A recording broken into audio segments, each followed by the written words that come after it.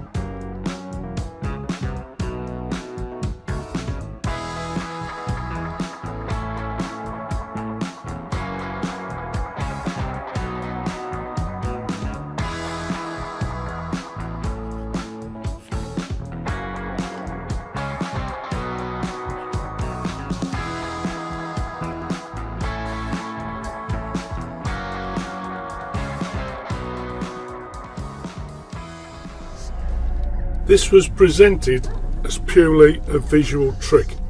There's no story, no explanation. It's simply a demonstration. There's nothing to engage the audience. They are left to try and solve the puzzle.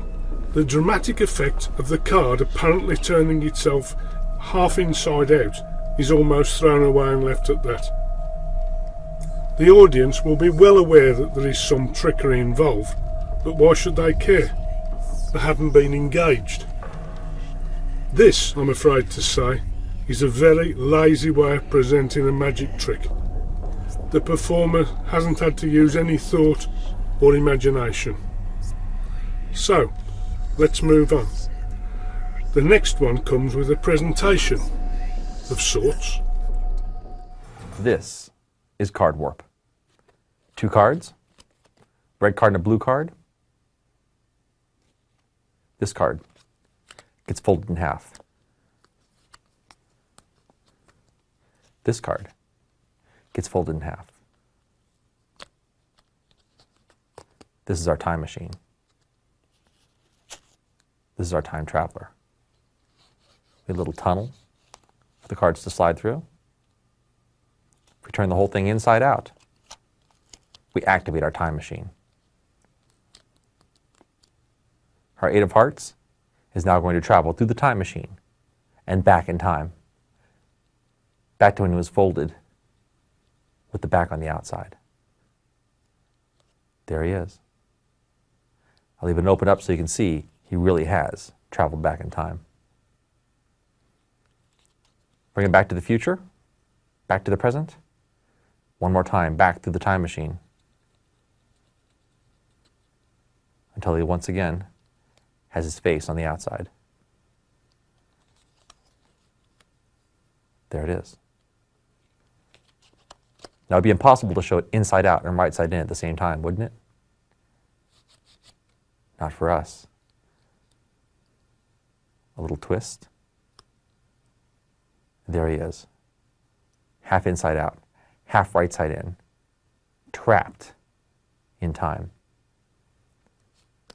Our little story ends just like the movie The Time Machine ends. We destroy the time machine with the time traveler in it leaving them trapped, half in the past and half in the future. Card warp.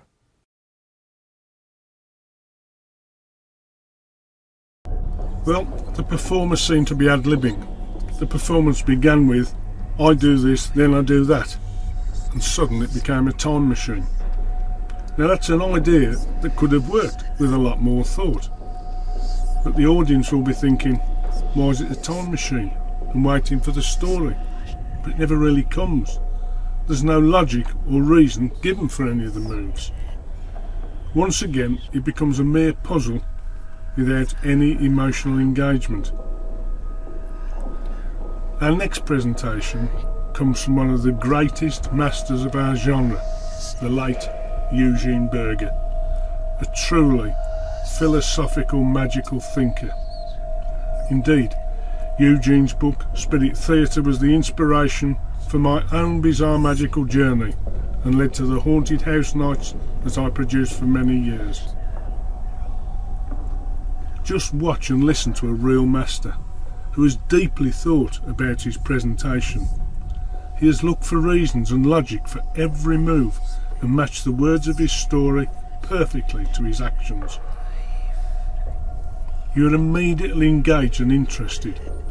You're emotionally involved. You care about what he's doing and saying. This is my favourite part because you will hear the bones breaking is a brilliant line. Watch and learn from a master of bizarre presentation and afterwards compare the performances. The ace of clubs will represent an exceedingly efficient instrument of medieval torture. The king of clubs, a traveling magician, a sleight of hand artist who has been accused falsely of heresy. I play Torquemada. Well, the device is prepared behind the victim's back, thereby increasing witless anxiety. The Inquisition begins. Do you confess your heresy? No? Great. Perhaps this will loosen your tongue. Actually, the victim's tongue has been removed, so the anguished cries do not detract from the merriment of the moment. Now, you might think that the victim would be inserted into the device. No, the device is inserted into the victim. Much more painful, and it is pushed against the very spine. On good days, you can get them to turn around, but on really good days, you can get them to turn inside out. Not only that, you can get them to turn outside in. And not only that, you can get them so confused, bewildered, they actually face half one way and half the other. A quick snap of the spine. This is my favorite part because you will hear the bones breaking.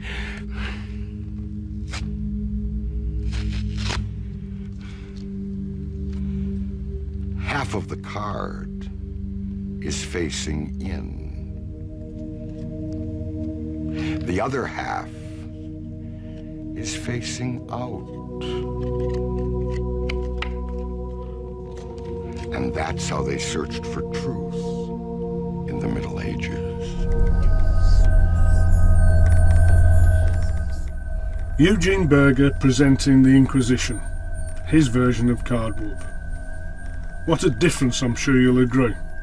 This is no longer a mere puzzle, it's a work of art, lifting the effect to the highest level. Eugene had been performing card warp since the late 1970s, but in 1987 decided it really needed a better and more fitting presentation. Then, in 1988, with the help of Max Maven, the Inquisition was born. This is not the place, and it's not within my gift to discuss Eugene's methodology. Well, that's not what this video is about anyway. If you wish to delve further, The Inquisition is fully explained, along with its genesis and the thinking behind it, in Eugene's book The Experience of Magic, published by Richard Kaufman and Kaufman Greenberg in 1989. I highly recommend this book as essential reading for any bizarre performer. Incidentally, my copy of The Experience of Magic was once owned by Tony Doc Shields and was signed and dedicated to him by Eugene. When I obtained the book, Charles Cameron signed it for me. It's one of my most treasured possessions, with its direct link to three of the greats of bizarre magic. So, there we have it. A direct comparison of magical presentation styles, from the throwaway demonstration to a powerful storytelling effect. From no thought on presentation to a great deal of work on the presentation. And it's very obvious which pays off best.